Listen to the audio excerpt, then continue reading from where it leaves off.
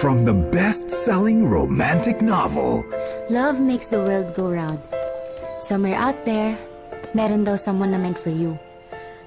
siya si Becca, romantic.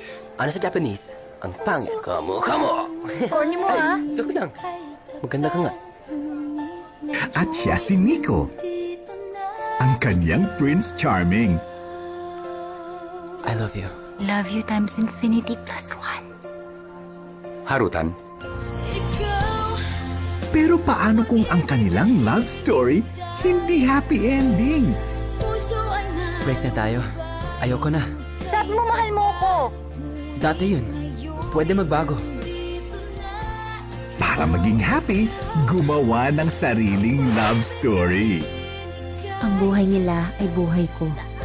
Ito ang kwento ko. Kumapit ka, Ryan. Baka malaglag ka.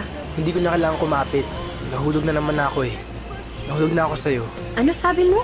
Makikita mo pa ba ang iyong happy ending?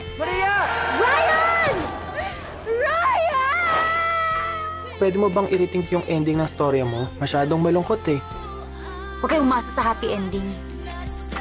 Hanggat hindi pa happy, hindi pa yun ending. Becca! I still love you. Nico, tama na. Huwag mo nang paglaruan ng feelings ko. Ma-in love sa dalawa sa pinaka-aabangang love teams ngayon.